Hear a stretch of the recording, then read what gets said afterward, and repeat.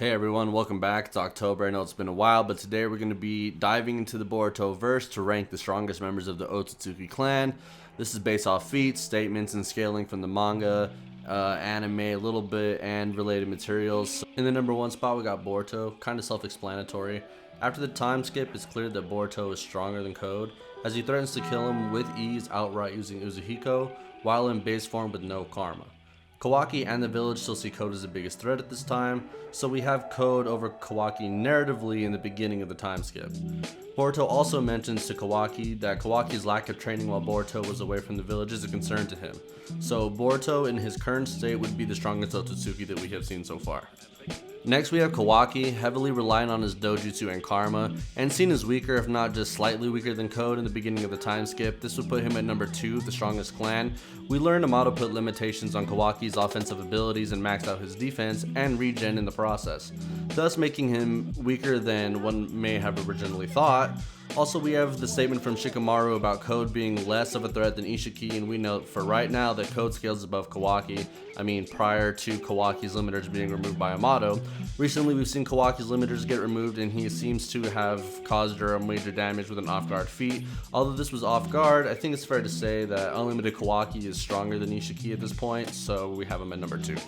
Isshiki falls here at number 3. He was the pinnacle of power at the end of part 1 of Boruto. Even though he has a time limit, he's still stronger than everyone below him. Even with the lack of time evolving by consuming planet chakra fruits, some people may argue Kaguya over Isshiki because she was able to damage him and send him into hiding, but we have to remember that this is an off-guard feat as stated by the manga. He's just flat out stronger than Kaguya. It's pretty much stated and implied he was going to feed her to the 10 tails. So yeah, that's Isshiki at number 3. At number 4, we got Momoshiki, fused and infused, doesn't really matter. Strong enough to take on adult Naruto and Sasuke virtually by himself. However, he was amped with pills and everything else. He was defeated, implied by the scrolls found by Sasuke for Momoshiki, possibly Kinshiki as well, to be considered as strong or even stronger than Kaguya.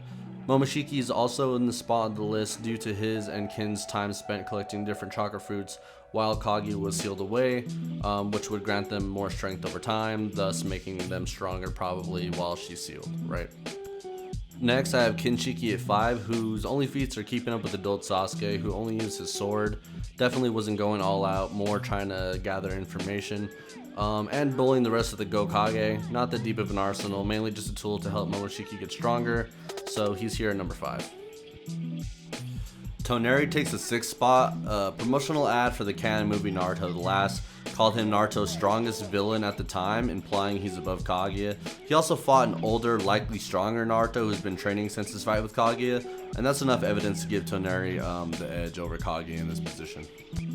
At number 7, we got Kaguya. Boruto's manga and Sasuke's scrolls confirmed she was weaker half of her and Isshiki's duo. Still, her feats are impressive. She took on multiple fighters, albeit weaker versions of Naruto, Sasuke, Sakura, and Kakashi. Well, Kakashi might have been stronger, but whatever. They could only seal her, not kill her. That's kind of a retcon thing where she's immortal, but now we have karma, but that's neither here nor there. Her attack power is likely similar to Kinshiki's, but her wider range of ninjutsu and shinjutsu keep her relevant. You might be able to argue that she's over Toneri and Kinshiki based off of hacks, but in terms of just raw strength, I don't necessarily think that is the case. At number 8, we got Hagoromo with Hamura's help. They take the 8th spot mainly because Hagoromo had admitted that Madara was, Jubidara was becoming too strong or very close to him in power. And so he ended up giving Sage of Six Paths Chakra buffs to both Naruto and Sasuke to defeat him. And since he had Hamura's help defeating Kaguya before, I figured that putting them both together at number 8 makes the most sense.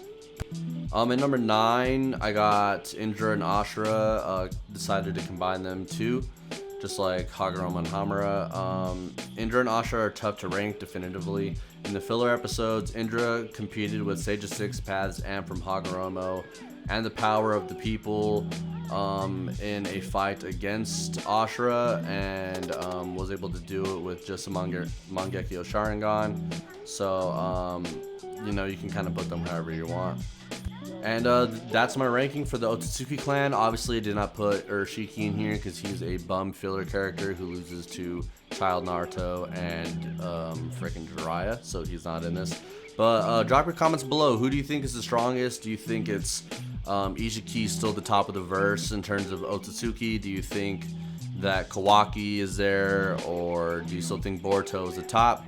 Obviously, I didn't mention the Shinju because they're not technically Otsutsuki, but you know, honorable mentions go to them and to like Code. But yeah, hopefully everyone enjoyed this video, and like I said, leave a comment, tell me what you think the most strongest Otsutsuki is and why. Yeah, let me hear it.